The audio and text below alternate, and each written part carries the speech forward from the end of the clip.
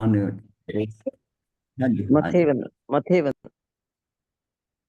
12 भावनाओं में आज शुरू हो रही है पांचवी अनित्य भावना।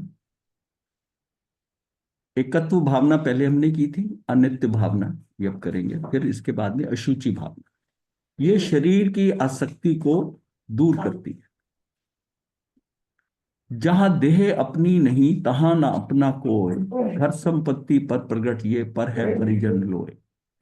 माता के उदर में जन्म के पूर्व ही जो मुझे देह प्राप्त हो गई थी, और मरण काल तक जो मुझे पृथक नहीं होगी, जो मुझसे पृथक नहीं होगी, ऐसी देह भी मेरी अपनी नहीं है। उसे भी मुझे एक दिन यहीं छोड़कर जाना होगा। जब ये देह ही मेरी अपनी नहीं है, तब और कोई प्राणी या पदार्थ मेरे अपने हो सकते हैं, ऐसी कल्पना ही व्यर्थ है। ये भवन और भूमि, धन और वैभव, ये वाहन और व्यापार, ये सब तो प्रकट रूप से पर हैं ही, किंतु ये सभी संबंधी परिजन, परिवारजन, नाते, रिश्तेदार, मित्र और समाज, वे सब जिनके साथ मैंने अपने एकत्व की कल्पना कर रखी है, वे भी मुझसे जुड़े ही हैं। मेरा अस्तित्व अलग है और उनका अस्तित्व अलग है।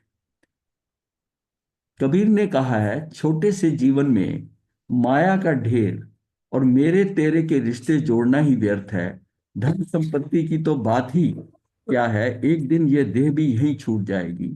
सबको अकेले ही यहां से जाना पड़ेगा। एक दिन ये सिद्ध हो जाएगा कि यहां कोई भी किसी का नहीं। संसार में सब अकेले ही हैं, घर की नारी की तो बात ही क्या, एक दिन तन की नाड़ी भी यहीं छूट जाने वाली है। तो ये सारा जो है ना, अभी जो हमने एकत्व में करा था, एकत्व में तो अपने ऊपर ही था कि मैं अकेला, उस एंगल से था, अपनी तरफ से। अब ये बाहर की दृष्टि से, ये भी सारे जो है ना, ये अन्यत्व जो है, सब अलग है, सब अलग है। जगत के समस्त प्राणियों को और अचेतन पदार्थों को अपने से पृथक, यानी कि अलग, भिन्न समझना ही अन्यत्व भावना का अभिप्राय है। जैसे म्यान में रहने वाली तलवार म्यान से अलग है, उसी प्रकार शरीर में रहने वाली आत्मा भी शरीर से अलग है। ये एग्जाम्पल बहुत आती है तलवार और म्यान वाली। तो ये जो है वो एक में एक लगती है, लेकिन वो है अलग, है अलग। मेरी आत्मा चेतन है, शरीर अचेतन अर्थात जड़ है। आत्मा ज्ञान में है, शरीर ज्ञान शून्य है। आत्मा स्वाधीन है, शरीर इंद्रियों द्वारा पराधीन है। आत्मा और मैं भिन्न नहीं है, ये सेंटेंस भी है। आत्मा और मैं भिन्न नहीं है, किंतु शरीर सदा से ही भिन्न है। एक कई बार हम कहते हैं मैं ही आत्मा हूं, उसकी बजाय आत्मा और मैं भिन्न नहीं है। ये क्रोध, मान, माया, लोभ, राग, द्वेष, ये सब विभाव अवस्था में आत्मा में उत्पन्न होने वाले विकार हैं। भूख, प्यास, सर्दी, गर्मी, कष्ट तथा रोग आदि शरीर के विकार हैं। मतलब इसमें दोनों दोनों के विकार आ गए। वो विकार आत्मा के हैं। आत्मा के क्या विकार हैं? क्रोध, मान, माया, लोभ, राग, द्वेष, ये सब विभाव अवस्था में आत्मा में उत्पन्न होने वाले विकार हैं। और उसके विकार क्या है? भूख, प्यास, सर्दी, गर्मी, कष्ट तथा रोग आदि शरीर के विकार हैं। हाँ, हाँ, तो ये उसके तभी विकार है ना। तो ये एंगल है कि वो विकार कर रही है, जिसमें ये आत्मा के विकार है। कब कब होते हैं? जब वो स्वभाव में तो वो शुद्ध है, लेकिन जब वो विभाव में जाती है तो ये विकार उत्पन्न हो सकते हैं, इसमें कोई भी विकार उत्पन्न। और इसी तरह शरीर जो है पौद्गलिक, इसके विकार है। इसके भूख, प्यास, सर्दी, गर्मी, कष्ट तथा रोग आदि शरीर के विकार है। शरीर पौद्गलिक है, पौद्गलिक है। और पुद्गल के अंदर ये विकार नहीं है। ये तो जीव के साथ जब पुद्गल लगे, उसको हमने अजीव कहा। जैसे नौ तत्व में कहते हैं, वो जब अजीब बना तो उसके अंदर भी विकार आ। उसके क्या? इन दोनों के संयोग से आत्मा की जो प्रॉपर्टीज थी, आत्मा का जो गुण थे, वो भी बदले, क्योंकि उसके होने के कारण। और उसके गुण भी बदले आत्मा के पास होने के कारण। ये जो जीव अजीव का संबंध हुआ, उसमें ना तो पुद्गल को कभी भूख लगती थी, जितना बाहर पौद्गलिक संसार है, इसे भूख नहीं लगती, इसे निद्रा नहीं आती। इसमें सड़न गलन जो हो रही है वो उसके अपने उसके हिसाब से हो रही है। मिलना बिछोड़ना जो हो रहा है वो सब परमाणुओं के बेस पे हो रहा है, वो वहां हो रहा है, वो वहां बदलाव हो रहा है। आत्मा में कोई बदलाव नहीं है। आत्मा के जो जितने भी आत्म प्रदेश हैं वो सारे क्या है, निष्क्रिय शक्ति के कारण अकंप है। आत्मा में जो कंपन हो रही है वो कर्मों के कारण हो रही है। वो जो कंपन होती है उस टाइम उसका, इसको हम कहते हैं औदिक भाव। औदिक भाव के अंदर जाकर उसमें कंपन हो रही है, और उस समय उसके अंदर जो गड़बड़ होती है उसका इंप्रेशन जो है, जो उसमें उसमें कंपन होती है, तो उधर के क्या शरीर के स्तर के ऊपर ये कहेंगे हम, पुद्गलों के अंदर भी परिवर्तन हो जाता है। वो नए कर्म ले लेते हैं उसके कारण। और 14वें गुण स्थान के अंदर ये बिल्कुल अकंप हो जाती है जिस समय। वो किससे होती है? निष्क्रिय शक्ति के कारण होती है, कंप होती जो कथा भी आपने फरमाया है। हाँ, कि आत्मा में कंपन होता है। आत्मा में कंपन कब होता है? आत्मा कंप है हाँ, कर्म के उदय से। कर्म के उदय से उसमें कंपन आता है। कंपन होता है उस समय। हाँ, कंपन होता है। वो उसको ऐसा समझे जैसे कि समुद्र के पानी में लहरें जिस समय उठती हैं, वैसे तो शांत है समुद्र, हाँ, अंदर से शांत है। हाँ, ऐसे वो वायु के कारण उठती है हाँ ना। भाई के कारण। इसमें भी उसके बाहर जो परिवर्तन हो रहा है इन कर्मों का, उसके कारण इसके अंदर ये वैसे ये अकंप है, निष्क्रिय, ये उसका स्वभाव है। स्वभाव है। उस समय वो विभाव में जाती है। विभाव में कब जाती है? जिसमें वो कंपन हो रहा है उसके अंदर, अपना स्वभाव छोड़ देती है। आप समय स्वभाव छोड़ती है उतनी देर। छूटता है, उसका प्रभाव आ रहा है ना, कर्मों कर्मों का प्रभाव आ रहा है। और मैं उसमें जो कंपन करता हूं, मेरा प्रभाव उसमें आ रहा है। निमित्त नैमित्तिक तो संबंध है ही है ना। निमित्त नैमित्तिक संबंध है, कुछ जुड़ाव नहीं है, पर एक दूसरे के परिवर्तन को, मतलब जब मेरे में परिवर्तन हो रहा ऐसे है। कहने से निरंतर शुद्धता, निरंतर अकंपता, ये कैसे सटीक बनेगा? निरंतर, वो निरंतर वो अकंप चौदवा है। चौदवा 14वां गुण स्थान, उसमें पूर्णतः निष्क्रिय शक्ति। इसका सिर्फ सम्यक दर्शन के अंदर इस शक्ति का क्या, सारी शक्तियों का एक देश प्रकट होता है, अलग अलग नहीं होता। सारों का एक देश प्रकट होता है। कब प्रकट होता है? जब दृष्टि आत्मा पे जाती है तो पर्याय के अंदर असंख्य असंख्यात प्रदेश जो है, और ये कंपन जो हो रहा है ना, ये प्रकट होता है उस समय के ऊपर, उस आत्मा के अंदर होता है। और सारी शक्तियों का एक प्रदेश, एक देश गुण से वो प्रकट हो जाता है। तो इसलिए जब सम्यक दर्शन होता है तो वो, ये एग्जांपल आती है कि वो दूज का चांद है और 13वां गुण स्थान पूर्णमासी का चांद। ये एक्चुअल बताने के लिए ठीक है, पर ये गलत है। हाँ। क्योंकि जिसमें सम्यक दर्शन होता है तो आत्मा पूर्णतः दिखाई देती है। वो दूज के चांद की तरह एक फांक के रूप में दिखाई नहीं देती, पूरी दिखाई देती है। हाँ, गुणों के हिसाब से वो जो है ना, उसका एक देश प्रकट होता है, जो कि 13वें गुण स्थान पे पूर्णता प्रकट हो जाती है। सारी शक्ति उसका एक देश प्रकट होता है। लेकिन समझाने के लिए जब कहा जाता है कि ये मतलब उसका कि ये दूज का चांद है और वो पूर्णमासी का चांद है, लेकिन उसको सम्यक दर्शन के अंदर पूरा चांद ही दिखाई देगा। लेकिन वो जो दूज का चांद है वो उसकी शक्तियों के अंदर जो है ना, उसको वो उसको एक देश दिखाई दे। शक्तियों की अपेक्षा वो शक्तियों की अपेक्षा से ठीक है। एक देश प्रकट होता है। हाँ, क्योंकि आत्मा के ऊपर जब जाएगी ऊर्जा, तो ये नहीं कि उसको एक हिस्सा दिखाई देगा। बस ये चीज समझने की है। तो ये दृष्टांत जो है ना, समझाने के लिए ठीक है, लेकिन इसको पूर्णता अगर ऐसा लेंगे तो गलत हो जाए। अब वहां पर निरंतर अखंड होता है वो अनुभव, वहां पे खंड खंड होता है। बाकी 14वें 13वें गुण स्थान से पहले हाँ, वो खंड खंड अनुभव होता है, खंडित होता हुआ।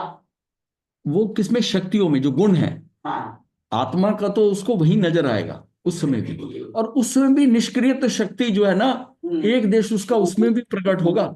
आत्मा में सम्यक दर्शन के समय में सारी शक्तियों का एक देश प्रकट होना है। सारी अलग अलग प्रकट नहीं होती, सारी कलेक्टिव सारी शक्तियों का एक देश प्रकट हो जाएगा। समय इतना कम होता है कि उसमें इतना नहीं, पर उसकी शक्तियों का आभास उसे हो जाता है। देह से अलग, शरीर से अलग उसको आभास हो जाता है। भेद ज्ञान उसका जो शब्दों में जाना था वो पुष्ट हो जाता है कि मैं कुछ और हूं। अभी हम शब्दों में जान लें, फिर वो प्रैक्टिकल हो जाए, बिल्कुल अलग, ये अलग, ये तो वो अलग। अनुभूति तो वैसी ही है, हाँ, कैसी? अनुभूति तो एक जैसी ही हमेशा होती है। किसकी? सम्यक दृष्टि को हाँ, और 14वें 13वें गुण स्थान वाले को। नहीं नहीं, नहीं। हाँ, उसको वो अनुभूति उसको उसका वो ऐसी नहीं होगी। ये तो मतलब ये तो समझिए कि उसको आत्मा के हिसाब से तो वैसा हो रहा है। उस समय तो अनंत ज्ञान, अनंत दर्शन, अनंत सुख, अनंत वीर्य आ रहे, हाँ। सारे आ रहे। तो उस वो बात नहीं है, वो बात नहीं है। उससे ऐसा कोई कंपैरिजन नहीं करो। ये मतलब शुरुआत हो गई, उसकी शुरुआत हो गई, उसने वो रास्ता पकड़ लिया। और उस उसके अंदर अब निष्क्रिय शक्ति जो है थोड़ी, उसका भी प्रभाव आ गया। ये हमने बात करी थी कि जो कर्म बंधते हैं, इतने कर्म नहीं बंध रहे। जो कर्म बहुत तेजी के मेरे जो, अब कर्मों का क्या हिसाब कैसे बंधते हैं कि जितना मेरे अंदर प्रकंपन हो रहा है, जिस इंटेंसिटी का प्रकंपन होगा हाँ, उतने भारी बंधेंगे। अभी इंटेंसिटी जो है कहीं तो कम हुई ना, तो जो भारी इंटेंसिटी के जो कर्म बंधने हैं वो प्रकृतियां अब नहीं बंधेंगी, वो नहीं बंधेंगी। अब उसको कोई बताने थोड़ी जाता है कि तुझे सम्यक दर्शन का ये कर्म मत मान दियो, नहीं, वो इसको मतलब स्त्री वेद मत दियो, इसको नपुंसक वेद मत दियो, इसको विकलेंद्री का मत दियो। उसके लिए जो चाहिए, वाइब्रेशन चाहिए, आत्म प्रदेशों की जो स्थिति चाहिए, वो अब नहीं होती प्रैक्टिकली, वो नहीं होती।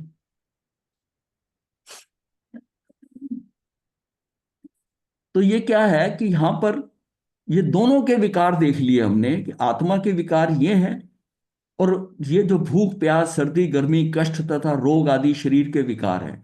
आत्मा नित्य है, शरीर अनित्य है। आत्मा अविनश्वर है और शरीर नश्वर है, अर्थात नाशवान है।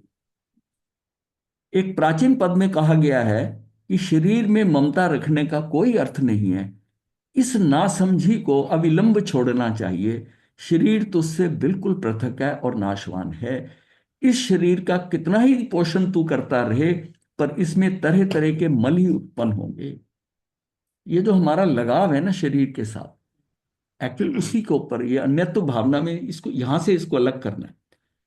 उन वस्तुओं से अलग होना आसान है, ये शरीर का जो है ना, इतना इतना ज्यादा एक मेक हो जाते हैं हम शरीर के साथ में कि उसमें सब कुछ। तो कितने लोगों को पता है कि शरीर अलग है? पहले तो वही परसेंटेज बहुत कम है कि आत्मा, मैं आत्मा हूं और शरीर अलग है। बहुत कम लोगों को पता है। इस शरीर का कितना ही पोषण तू करता रहे, पर इसमें तरह तरह के मल ही उत्पन्न होंगे अनादि काल से। इसी की ममता के कारण तू कर्म डोर में उलझा हुआ है। क्योंकि वो जो शरीर के ऊपर आ रहा है उसको मैं समझ रहा हूं मेरे प्यार, मेरे प्यार। हाँ, मतलब उसको शरीर के ऊपर जो आ रहा है वो सीधा अपने पे ले रहा हूं मैं। और ये भेद जो है ना, ये बहुत अभ्यास है, मतलब इतना शब्दों से समझ भी लें हम, तब भी जब ऐसी स्थिति आती है, और फिर एक में एक हो जाता है, फिर एक में एक हो जाता है, फिर वही। और फिर थोड़ी देर बाद हो सकता है कि भान फिर आ जाए, अगर उसको ज्ञान है कि नहीं नहीं ये मेरे से गलत हो गया। मतलब ये जो योग है ना, योग जो है ना, ये शरीर और आत्मा को एक में कर देते हैं। योग जैसे उस कहीं समय उसे समझ नहीं आती। योग जिस टाइम होते हैं ना, मान लिया किसी के उसने मारना, तो पर उसको गुस्सा आ गया, कुछ उसने कुछ बात करी, उसको पता ही नहीं चलेगा, उसका हाथ चला और उसके ऊपर सीधा उसके मुंह पर। और बाद में रियलाइज करता है कि मुझे ऐसा नहीं करना चाहिए था, मुझे ऐसा नहीं। इसका मतलब है कि योग से वो एक हो जाता है। तो कहा गया है कि शरीर और पुद्गल, इसका जो है ना, मतलब शरीर का और आत्मा का जो डिफरेंस है, वो उपयोग से होता है, योग से नहीं होता। योग से एक में एक होते हैं। जब योग लगता है तो एक में एक हो जाते हैं। और उपयोग से उसकी भिन्नता है। उपयोग अगर उसका, हाँ, उपयोग जो है ना, उपयोग से जाएगा वो भिन्न समझेगा। हाँ जी। अभी मैं यही पूछने वाली थी। हाँ, मुझे मेरा पता पूछना ये था। प्रश्न, ये योग और उपयोग जो है ना, यहाँ कंफ्यूजन होता है। जी, हाँ यही मेरा हाँ प्रश्न था। मेरा प्रश्न ये था हाँ कि जिस समय सर्दी लगती है हाँ या डर लगता है हाँ या बुखार वगैरह आता है, हाँ तो जहां आत्म प्रदेश रहे हुए हैं वहां पुद्गल के भी प्रदेश रहे हुए हैं, शरीर के भी हाँ, ठीक है। भौगोलिक भी रहा हाँ, हुआ है। उसमें एकम एक है, एक हाँ, जगह पर एक क्षेत्र बगा है। तो जिस समय वो कंपन शरीर में होता है तो वो आत्म प्रदेशों में भी कंपन होता है।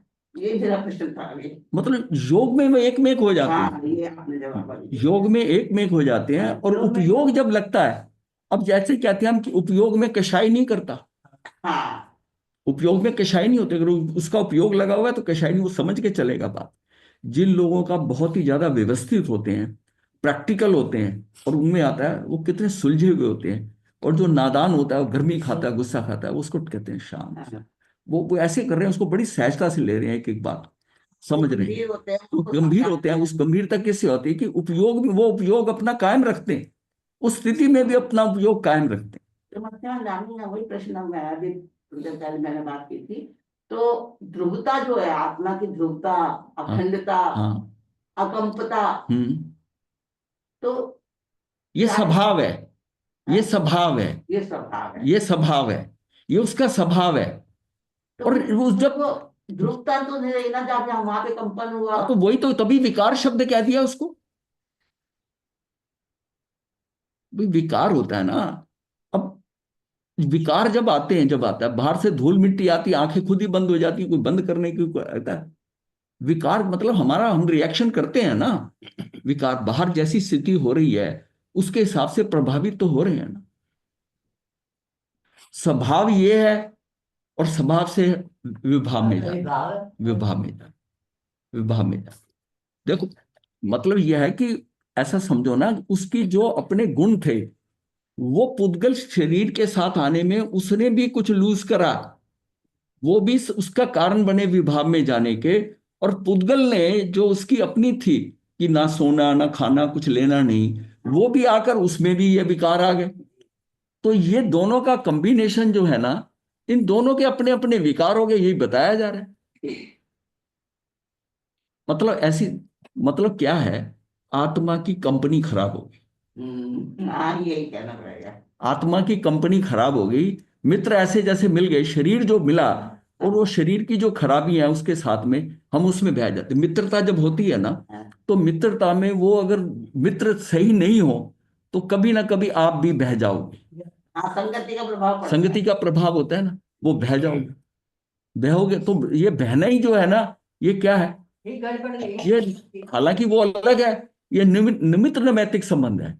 लेकिन अगर मेरा उपादान तैयार है, मैं कहता हूं ठीक है, आप लोग मित्र हैं ना, आप जो मर्जी करो, मैं नहीं करूं।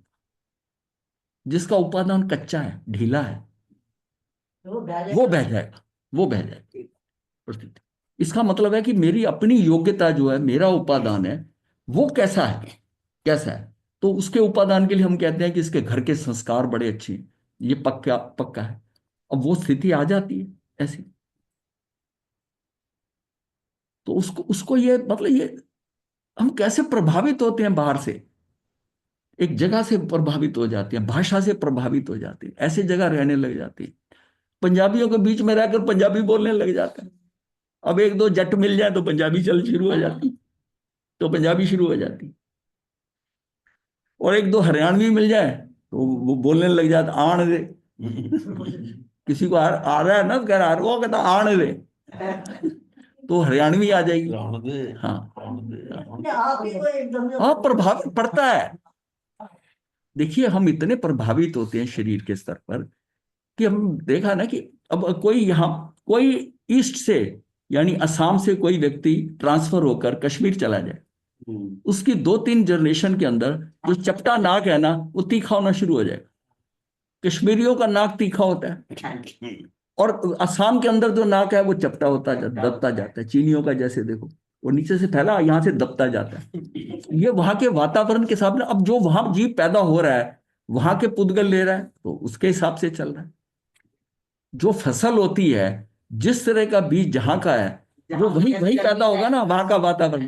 कि वहां की गेहूं अच्छी है, देहरादून का चावल अच्छा है, भाई मिट्टी तो वो भी वहां है, वो भी वहां है, वहां उस मिट्टी की क्वालिटी अलग है, उसमें चावल अलग हो जाता है। और एमपी में गेहूं जो है उसकी अलग है, उसकी अपनी वैरायटी है। आम यूपी में भी बहुत होता है, वो भी होता है, लेकिन महाराष्ट्र का अल्फेंसो वो डिफरेंट है।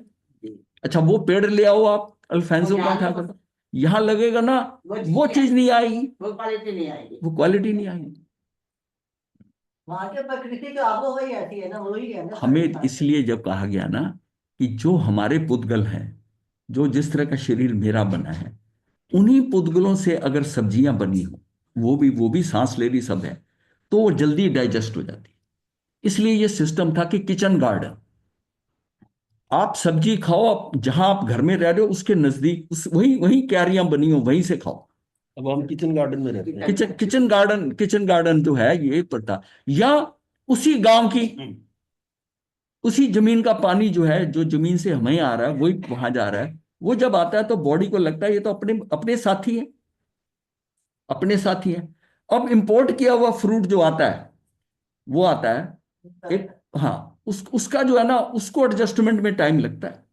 उसको वो पुद्गल डिफरेंट है, डिफरेंट। हालांकि उनमें भी वर्ण गंध रस स्पर्श वैसे ही है, पर उसकी क्वालिटी कुछ डिफरेंट है। उसको डाइजेस्ट करना कुछ मुश्किल मुश्किल हो, मुश्किल हो। इसका मतलब है जितने अपने क्लोज हैं, जहां रहते हैं, वहीं का खाना, वहीं का रहन सहन। पहले जितना था इतना ड्रिल, लोग कहाँ थे, वहीं के खाते थे। इतनी मोड ट्रांसपोर्ट नहीं थी कि जो चीज मद्रास में उगी हुई है वो यहाँ आ जाएगी।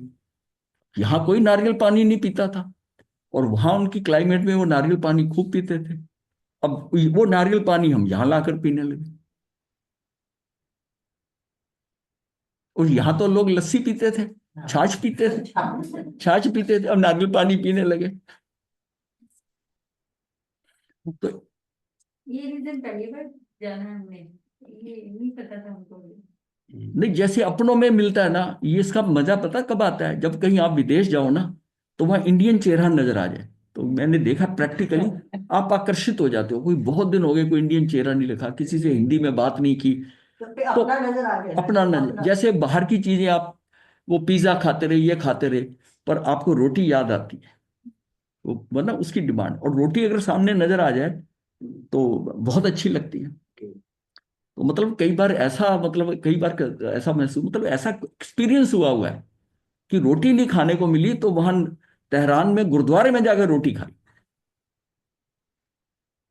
गुरुद्वारे में जाके खाई, कि शुद्ध खाना वहां, मतलब डाउट हो रहा था कि खाना खाने को दिल ही नहीं करता था। वो जब पता चला कि चर्बी मिला देते हैं ये, तो खाने को, कितनी देर आइसक्रीम जूस पे आप रहोगे। तो पता करा तो वो कह रहे कि वहां पर जो है गुरुद्वारे के अंदर तो राजमा और रोटी आई। मैं कहा 15 दिन के बाद रोटी भरपेट खाई। ये क्या है, ये सारा जो है ना, शरीर जो जो खाता है, जहां जहां रहता है, जैसे से व्यक्ति है। अब नैन नक्श देखकर आप कैसे बता देते हो, बाहर वालों को तो बताते ही हो। कई ऐसे लोग हैं वाणी बोलते हैं ना, अच्छा तुम दुआबे के हो, माझा के हो, और शब्दावली, शब्दावली से चेहरा देखकर, अब आपको सारे फॉरेनर एक ही नजर आएंगे, लेकिन जब विदेश में घूमते हैं तो हमें पता चल जाता था ये जर्मन है, ये इंग्लिश है, ये ऐसा है। यहाँ आपको सारे एक बराबर लगेंगे। ये धीरे धीरे ये हो जाता है, क्लासिफिकेशन हो जाती है। इस शरीर का कितना ही पोषण तू करता रहे, पर इसमें तरह तरह के मल ही उत्पन्न होंगे अनादिकाल से। इसी की ममता के कारण तू कर्म की डोर में उलझा हुआ है, क्योंकि संसार के सारे नाते रिश्ते शरीर के ही माध्यम से जुड़ते हैं। शरीर सदा अचेतन है, तू चेतन होकर भी मोह के कारण बलात् इसे अपना मान रहा है। मेरे जन्म से पूर्व जब ये शरीर नहीं था, तब भी आत्मा के रूप में मैं था। शरीर कोई दूसरा था उस समय। हाँ, अब बताइए, जब मैं उस समय जब मैं था, तो उसमें क्या क्या क्या विकार होगा। मैं तो था ना, शरीर नहीं मिला। हाँ अब कितना डिफरेंस होता है, 4-5 समय का सारा है। हाँ 4-5 समय के अंदर था। मरण के बाद जिस गति, जिस शरीर में मुझे नया जन्म लेना है, वहां भी मैं अपने संपूर्ण चैतन्य के साथ मैं ही रहूंगा। मेरा मैं तो मैं ही रहेगा ना, मैं ही रहूंगा। आत्मा का कभी ना जन्म हुआ, ना कभी विनाश होगा। जब एक में एक दिखाई देने वाला ये शरीर ही अपना नहीं है, तब स्पष्ट ही पृथक दिखाई देने वाले पति या पत्नी, पुत्र या पुत्री, धन और संपत्ति मेरे अपने कैसे हो सकते। जब उनका संयोग सदा रहना नहीं है, तो उनके साथ मोह ममता का अर्थ ही क्या है, क्या रहा। अब ये जो सारा जो भ्रांति है ना, ये मेरे अपने हैं, ये भाई है मेरा, ये बहन है मेरा, ये वास्तविकता में तो कोई किसी का नहीं है। बस ये समझ में आ जाएगा, ये अन्यत्य भावना है कि उनके बीच में भी रहते हुए ये अलग है, ये अलग है, ये अलग, मैं हूं, ये है।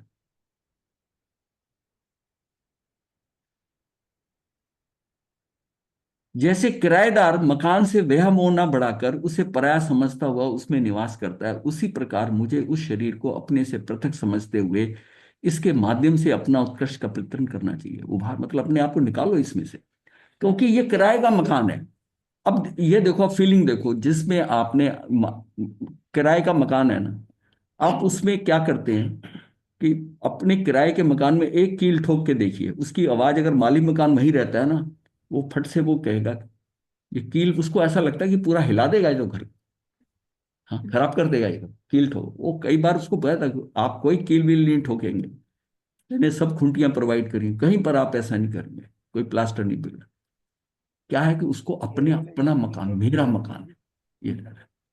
और वो हो सकता है कि उसको इतनी परवाह ही ना हो, ठीक है हमने 2-4 साल रहना, रह के हम तो चलते बनेंगे, मुझे कैसे लेना है। क्या हम ऐसा शरीर के लिए सोचते हैं?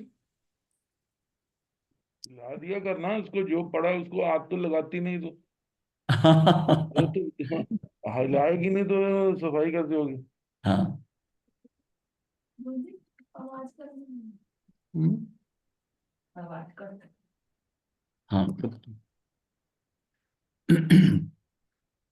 वो भजन चलते हैं ना, कोई बात कर, चल कोई बात नहीं। तो उसके माध्यम से अपना उत्कर्ष का प्रयत्न करना चाहिए। अब अपने को ना कि ये मेरा किराए का मकान है, जैसे मकान किराए का है, और उसको कितनी संतुष्टि होती है कि जब मेरा मकान बन गया, जैसा कि मैंने अपना घर बना लिया, इसी तरह मेरा घर ऊपर है। कहाँ? सिद्धशिला के ऊपर पूर्ण भाग में, वहां घर, वहां कोई निकालेगा नहीं, निकले कोई दिक्कत नहीं है वहां पर, क्योंकि वो घर है। ये तो रास्ते के घर हैं, ये जो शरीर है, ये जो घर है, इसके लीज्ड है, लीज्ड अकोमोडेशन है, इतने समय तक तू इस शरीर में रह सकता है, जैसे सराय घर। है सराय। हाँ सराय, सराय में भी मतलब जितनी देर रहना है उसमें, तो सराय में ना जितनी देर रहोगे उतना किराया देना है। ये लीज्ड अकोमोडेशन है कि तू इसके अंदर 11 महीने ही रह सकता है, उसके बाद जो है तुझे ये घर छोड़ना है, को छोड़ना है। तो वो क्या है? वो लीज्ड अकोमोडेशन है। ये लीज्ड अकोमोडेशन है कि ये टाइम टू टाइम नई लीज पे नया पट्टा करना पड़ता है, नई शरीर में जाना पड़ता है, या ये कहे कि नई कॉस्ट्यूम मिलती है, ये पुराने कपड़े फट जाते हैं, नए कपड़े मिलते हैं। मतलब इसी तरह परिवर्तन हो रहा है ना, जैसे हम आसानी से कपड़े बदल देते हैं, ऐसे ही शरीर मिलते हैं, बढ़िया लेटेस्ट मिलते हैं। ये इसको जीर्ण शीर्ण को ढोने की बजाय नया लेना अच्छा है ना, नया लेना अच्छा है। कितना दुख है जब शरीर छोड़ता है आदमी, मरण का दुख है। पर अगर ये सोचे कि ये पुराना घिसा पिटा शरीर ये जा रहा है, नवीन अच्छा बढ़िया मिलेगा।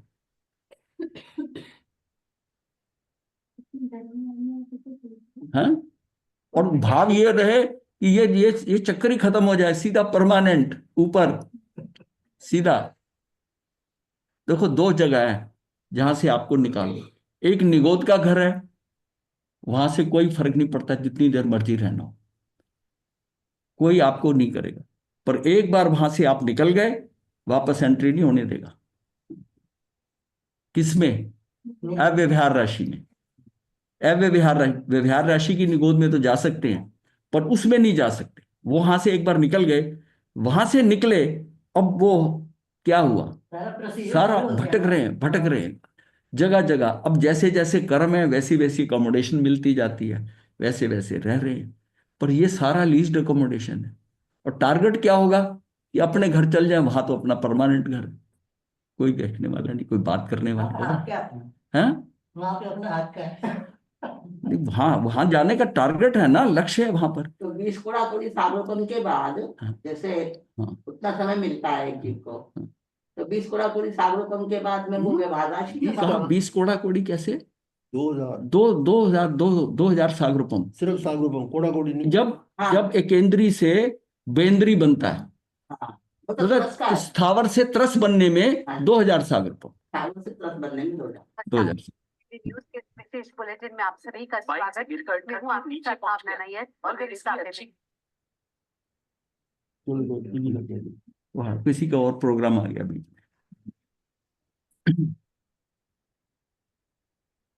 अरिहंत भक्ति, इसमें क्या, स्वाध्याय ध्यान, स्वाध्याय ध्यान करना, अरिहंत भक्ति करना, जप तप पूजन दान परोपकार के कार्यों में समय रहते इस शरीर का उपयोग कर लेना चाहिए। ये जनरल स्टेटमेंट है कि आपको क्या है कि ये समय रहते हुए इस शरीर का, ये शरीर का टाइम जो है ना, इसके कारण ये हमें शरीर जो है ना उपयोगी भी बहुत है। हमारी साधना इसी के द्वारा होगी और इसको जितना टाइम मिला है उसका सदुपयोग करना हो। इसके अंदर हम कर्म को काट भी सकते हैं और नए कर्म बांध भी सकते। अगर विषय विकारों में फंस गए, ये क्रोध में, मान में, विषय विकार जितने भी हैं इसमें फंस गए, टाइम चला जाएगा और कर्म बढ़ जाएंगे। और इसी को सदुपयोग करके, मैं तो शरीर को कहता हूं वॉशिंग मशीन। ये आपको यहां पर वॉशिंग मशीन मिली है कि आत्मा के ऊपर जितना मल वगैरह लगा है, कर्म लगे, विकार लगे हैं, यहां तुझे जब मनुष्य भव में आया तो तुझे वॉशिंग मशीन मिल गई मनुष्य भव में। इस वॉशिंग मशीन का जितना उपयोग कर ले, तू अपने कर्म धो सकता है। नहीं धोएगा तो मैल, अगर मान लिया और ले ली तूने, कपड़े धोए नहीं तो मैल चढ़ेगी। बल्कि तूने क्या करा कि वॉशिंग मशीन खराब ना हो जाए, इस पे कपड़ा चढ़ा दिया, इसको कपड़ा चढ़ा दिया, इसको संवारा, ये मेरी मशीन खराब ना हो जाए। और कपड़े धोए नहीं, अब नीचे धोबी धोएंगे, पटक पटक के धोबी धोएंगे। नीचे ना धोबी तो पत्थर के, वो धोबी पिछाड़ से धोएंगे।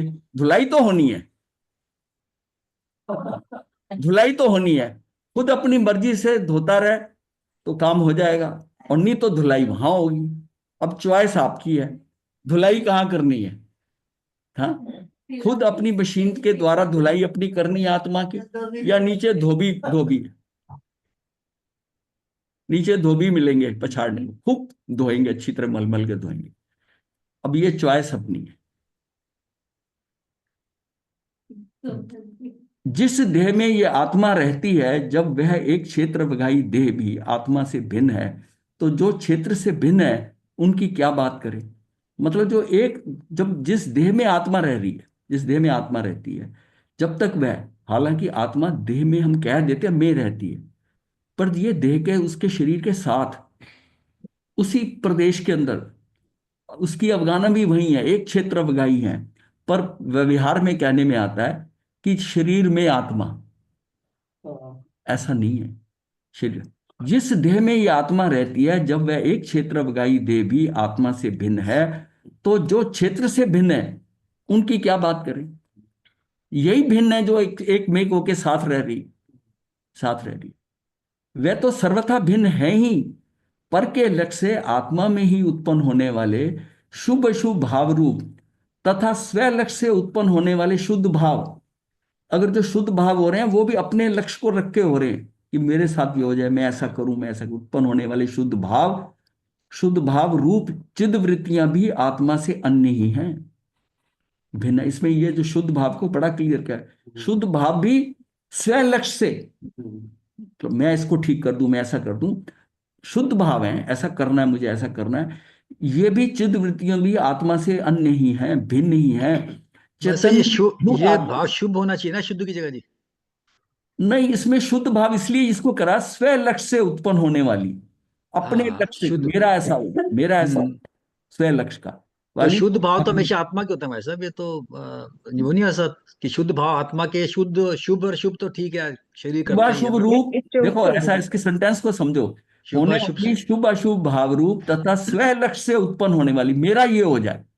आप मतलब आप कहते हैं मैंने समाइक करनी है, मैंने ये करना, आपके भाव है, लेकिन वो लक्ष्य क्या है, अपने के साथ है।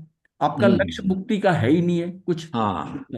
तो वो जो है ना, इसका मतलब स्व लक्ष्य से उत्पन्न होने वाली शुद्ध भाव रूप चिद वृत्तियां भी आत्मा से नहीं, ये भी आत्मा से अन्य ही है, भिन्न ही है। उससे कुछ पाने की बात है, आप मुझे मोक्ष मिले, कुछ ऐसा मिले। चैतन्य में ध्रुव आत्मा तो गुण भेद से भी भिन्न परम पदार्थ है। ये जो चैतन्य में ध्रुव आत्मा जो है वो गुण भेद से भी भिन्न परम पदार्थ है। ये गुण भेद से भी भिन्न परम पदार्थ आनंद का कंद है, ज्ञान का घनपिंड है, अनंत शक्तियों का संग्रहालय है। वह परम पदार्थ साध्य भी है, आराध्य भी है, और आराधना का सार भी सार वही भी। है। आराधना का सार वही है। ध्रुव धाम निज भगवान आत्मा की आराधना, एकमात्र आधार वही परम पदार्थ निज आत्मा है।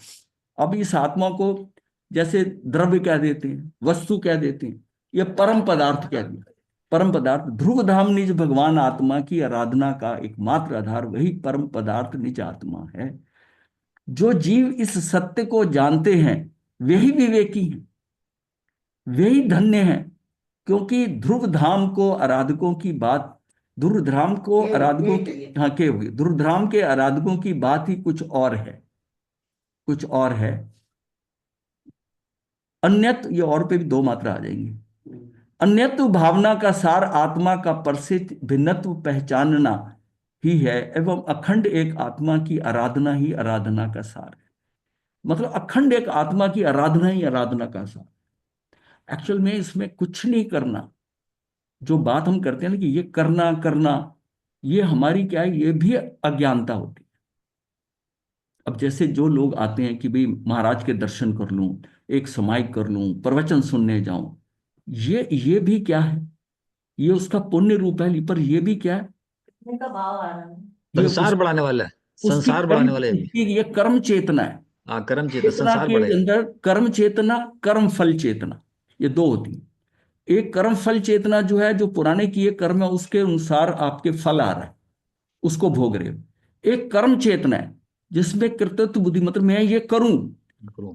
करूं, जब करने का भाव आ रहा है और वो भी अच्छा आ रहा है, शुभ आ रहा है, आप इसको ये समझ रहे हैं कि मैं महाराज के दर्शन करूं, मैं आज ये करूं, मैं तप करूं, ये करने का जो भाव आ रहा है ये आपको पुण्य दिला रहा है, क्योंकि करने का भाव है।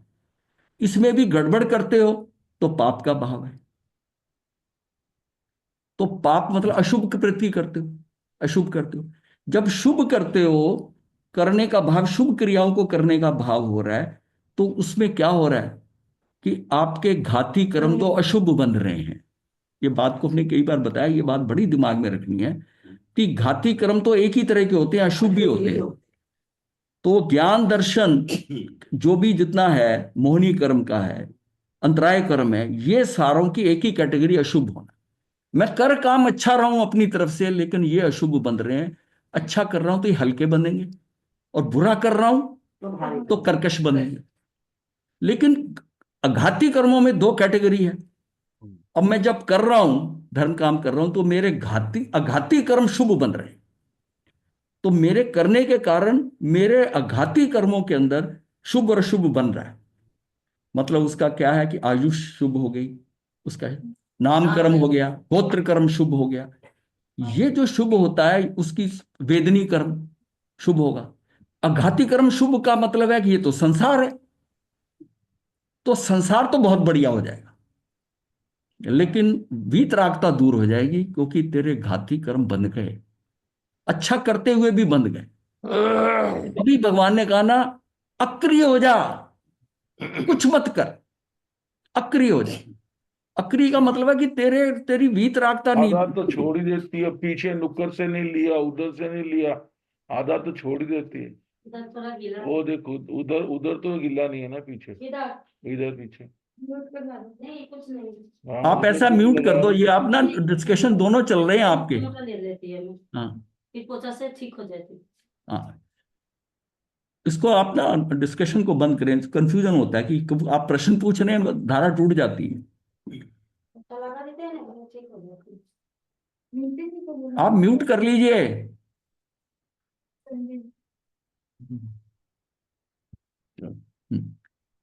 तो यहां एक प्रश्न उठने की,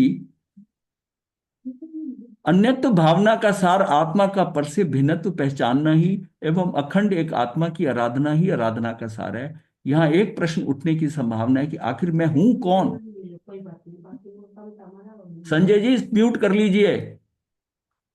म्यूट ही नहीं को बोलो ना, कभी सारे म्यूट कर दे। यदि एक बार ये प्रश्न हृदय की गहराई से उठे और उसके समाधान की सच्ची जिज्ञासा जगे, तो इसका उत्तर मिलना दुर्लभ नहीं है। पर ये मैं और पर की खोज में स्वयं को भूल रहा है। ये मैं जो है ना, पर ये मैं पर की खोज में स्वयं को भूल रहा है। कैसी विचित्र बात है कि खोजने वाला खोजने वाले को भूल रहा है। खोजने वाला खोजने वाले को बोलता है। खोजने वाला खोजने वाले को भूल रहा है। सारा संसार पर की संभाल में इतना व्यस्त है, सारा संसार जो है पर को संभाल रहा है, अपनी आत्मा का पर को संभाल में इतना व्यस्त आता है कि मैं कौन हूं ये सोचने समझने की उसे फुर्सत ही नहीं है। मेरी अलमारी बंद है, मेरी शॉल तय करके, या कपड़े प्रेस करने हैं, या ऐसा करना है, ऊपर को संभालना है, व्यवस्थित कर देना सारा। अपने जहां रह रहा है उस घर को इतना व्यवस्थित करना चाहता है, मेरी कुर्सी टेबल सोफा ये सब व्यवस्थित होना चाहिए, कुशन ठीक ढंग से पड़े हो सोफे पे, इतनी व्यवस्था का बाहर का ख्याल है, अंदर से इतना अव्यवस्थित है। और ये अगर कोई ऐसा व्यक्ति जो होता है जो संभालता रहता है और जब घर में वापस आए तो देखे कुशन बच्चों ने टेढ़े कर दिए, वो कर दिए, देखते ही अव्यवस्थित हो जाता है, देखते ही अव्यवस्थित हो गया। अब उसकी व्यवस्था कैसी है, हल्का सा परिवर्तन आया और ऑफिस से चला कि आज जाकर घर में 1 घंटा ध्यान करेंगे आराम से, आज जल्दी निकल गए हैं, लेट नहीं हुए हैं, तो 1 घंटा ध्यान करेंगे। घर में आए, वो बच्चे शोर मचा रहे, शोर आया, करे कैसे ध्यान करें, गुस्सा आया, 1-2 के लगा दी और रोने लगे। हाँ, अब वो करना ध्यान था, ये स्पेशल ध्यान करना ध्यान था, होगा पहले आर्त ध्यान हुआ, फिर रौद्र ध्यान हो गया, ध्यान हो गया। ये क्या है, हैं? ये कितना मतलब कितना भाव जो है ना, भावनात्मक द्वंद्व, द्वंद्व हुआ, मानसिक द्वंद्व शुरू हुआ, ये द्वंद्व है, शारीरिक द्वंद्व है, आज तबीयत ठीक नहीं है, नहीं करना है, बाहर आज गर्मी बहुत है, हवा चल रही है, सर्दी बहुत है, ये सारा क्या है, ये वातावरण के द्वंद्व है।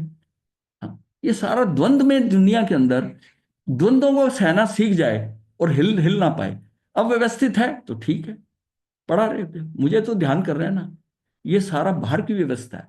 अब कर्म ऐसा उदय में आया कि वो कहते कि ध्यान मन नहीं करना तूने, वो घर में स्थिति सारी बदल दी, अब क्या अव्यवस्था में चला गया।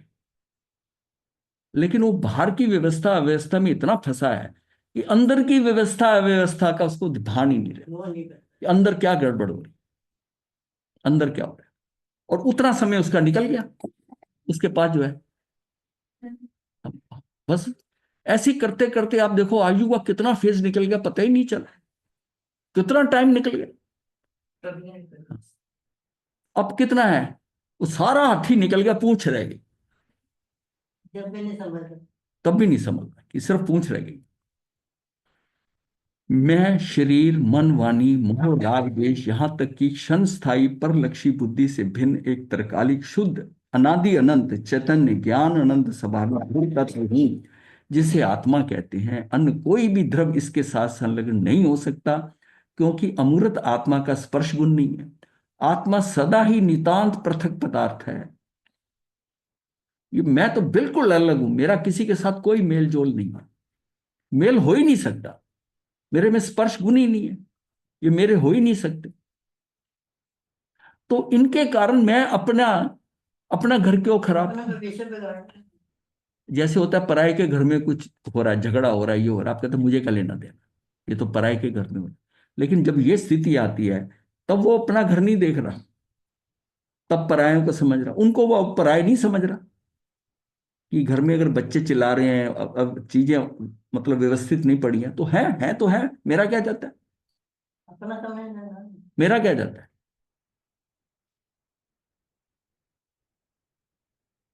तो यहां पर हमने कर लिया, अब समय है नहीं इसका, इसका जो है कल हम शुरू करेंगे इसका अनुशीलन, कल अनुशीलन होगा। हम्म, हम्म। क्यों, समझ में आया, कुछ समझ में आया,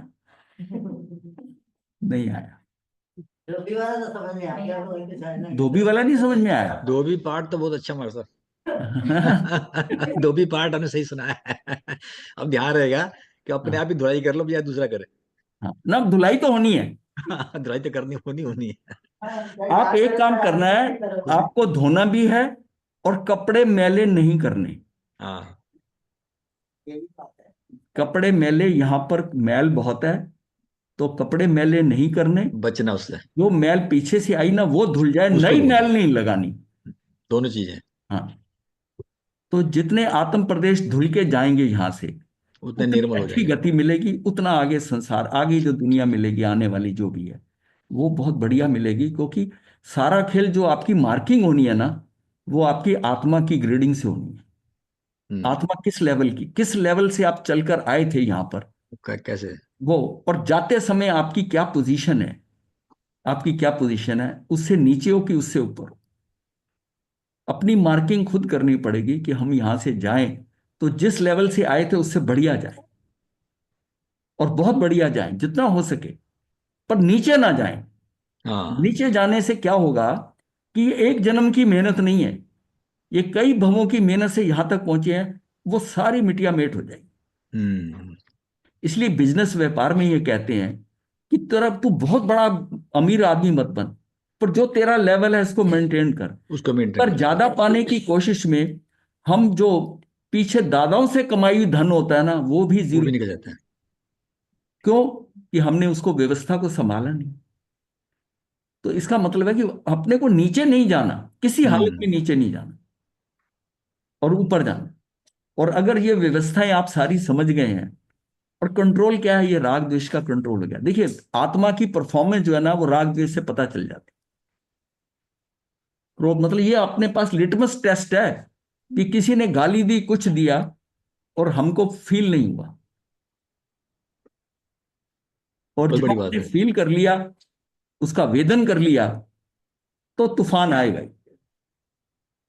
मतलब हम हमारे अंदर आत्म प्रदेशों में हम कितना आंदोलन कर देते हैं, किस तरह की क्रांति कर देते हैं। एक होता है कि मैं आंदोलित ही नहीं होता, वाइब्रेशन भी नहीं कर रहा, मैं आंदोलन कर रहा हूं। हम इतना हिल गए, और आंदोलित होते ही मामला बिगड़ गया, और वो कर्म के पूरा का पहाड़ आ जाएगा आपके पास। अब दूसरा आपके पास टेस्ट है कि आपके कषाय कम है, आंदोलित तो आप हुए लेकिन कषाय बहुत कम है, तो आपका जो स्थिति बंद, अनुभाग बंद होगा, वो कम होगा। कम होगा।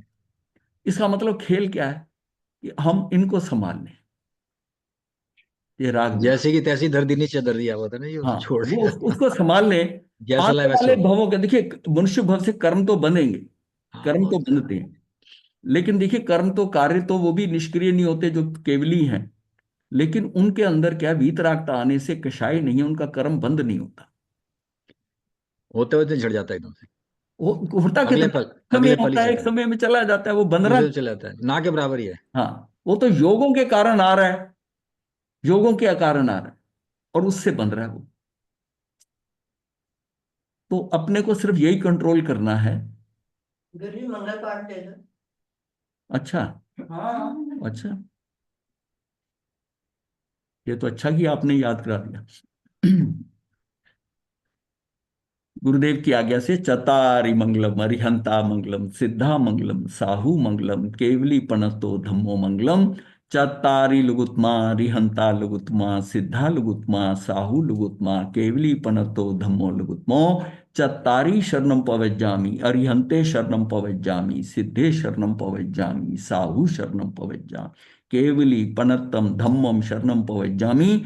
ये चार शरणे दुख हरने, और न शरणा कोई, जो भव प्राणी करे आचरण, उसका अजर अमर। मथेन वंदना गुरुदेव। मथेन वंदामि गुरुदेव। हाँ जी, मथेन वंदामि। नेहा